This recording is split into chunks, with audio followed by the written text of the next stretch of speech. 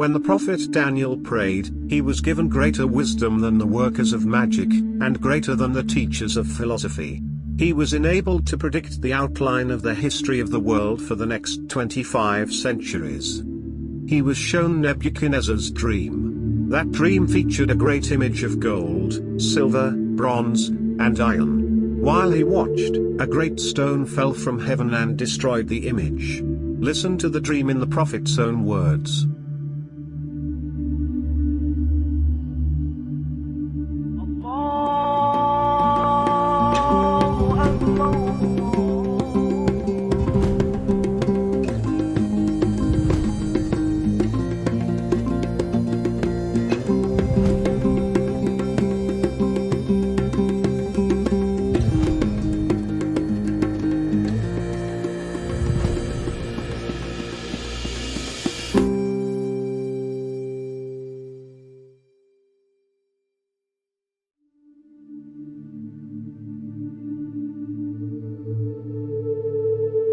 Faith in God versus the world's wisdom.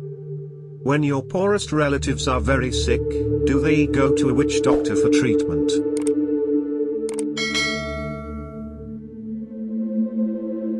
The use of magic workers has a long history, preceding Islam, Buddhism, and even Christianity. It was used extensively by the Babylonians, and today it is still in common use by some.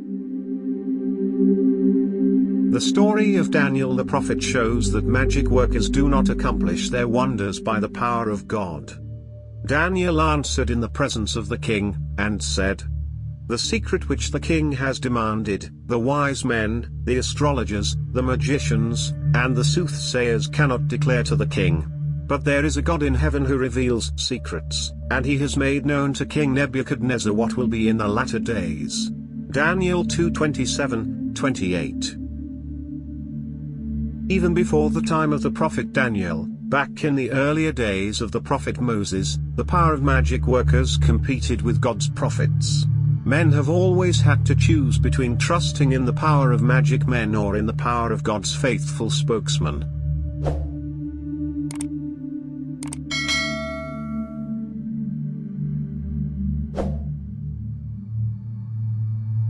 But Pharaoh also called the wise men and the sorcerers, so the magicians of Egypt, they also did in like manner with their enchantments.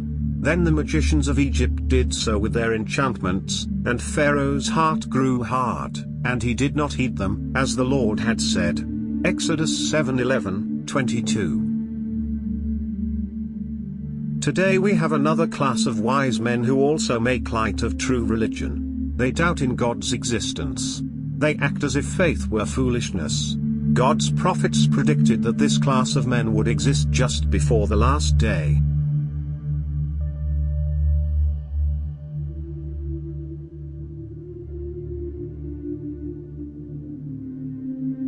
Knowing this first, that scoffers will come in the last days, walking according to their own lusts, and saying, "Where is the promise of his coming? For since the fathers fell asleep, all things continue as they were from the beginning of creation. For this they willfully forget, that by the word of God the heavens were of old, and the earth standing out of water and in the water." 2 Peter 3:3-5. When the prophet Daniel prayed, he was given greater wisdom than the workers of magic, and greater than the teachers of philosophy. He was enabled to predict the outline of the history of the world for the next 25 centuries. He was shown Nebuchadnezzar's dream. That dream featured a great image of gold, silver, bronze, and iron. While he watched, a great stone fell from heaven and destroyed the image. Listen to the dream in the prophet's own words.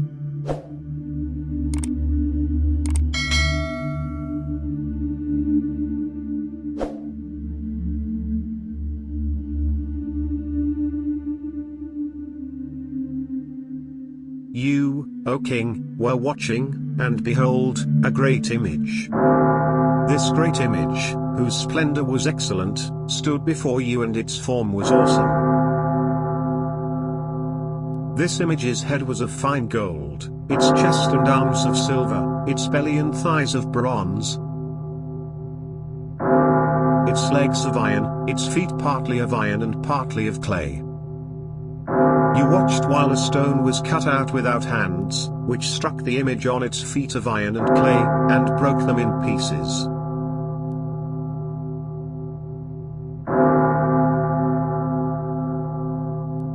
Then the iron, the clay, the bronze, the silver, and the gold were crushed together, and became like chaff from the summer threshing floors. The wind carried them away so that no trace of them was found. And the stone that struck the image became a great mountain and filled the whole earth. Daniel 2:31-35.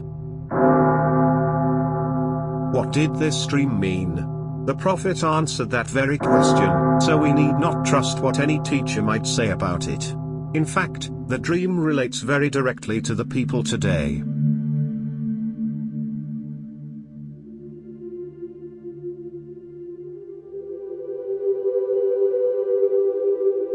This is the dream. Now we will tell the interpretation of it before the king. You, O king, are a king of kings. For the God of heaven has given you a kingdom, power, strength, and glory, and wherever the children of men dwell, or the beasts of the field and the birds of the heaven, he has given them into your hand, and has made you ruler over them all. You are this head of gold. Daniel 2:36-38. So the Babylonian Empire at the height of its power, and in the land that is now Iraq, was the head of gold.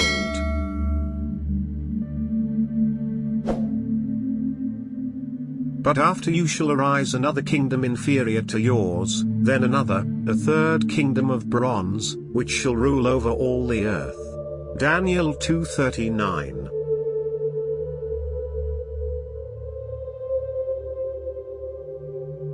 If you are a student of history, you know that Cyrus, the ancient hero of the Persians, conquered Babylon.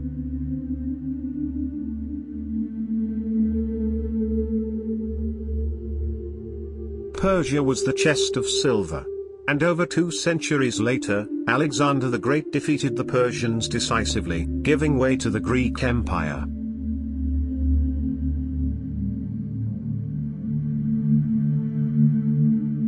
Rome followed the Greek states and was described by Daniel as an empire of iron.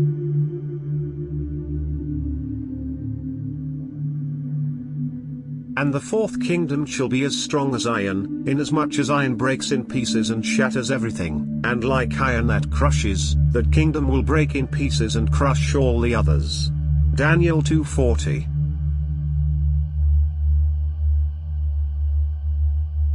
Indeed, Rome from Great Britain to North Africa and into the Middle East controlled land that had belonged to hundreds of tribes and ethnicities. The Romans believed that their pagan god, Jupiter, had given them all the world as fast as they could take it. But the paganism of Rome accepted some teachings of the prophets and rejected many others, with that they professed to be followers of Jesus.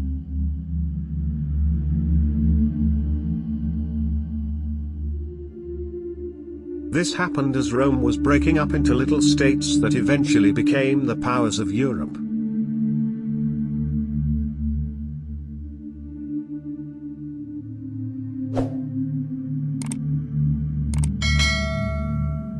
Whereas you saw the feet and toes, partly of potter's clay and partly of iron, the kingdom shall be divided, yet the strength of the iron shall be in it, just as you saw the iron mixed with miry clay.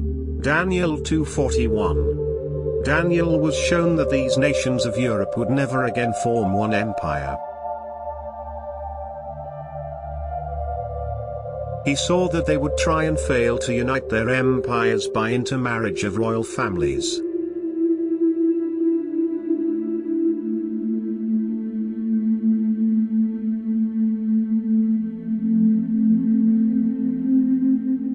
And as the toes of the feet were partly of iron and partly of clay, so the kingdom shall be partly strong and partly fragile.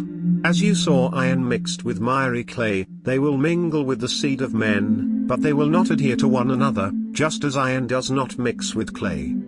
Daniel 2:42-43.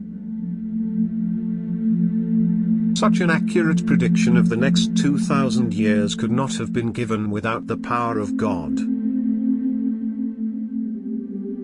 But what would follow the European states, the powers that exist in the world even today? We will look at that in our next section.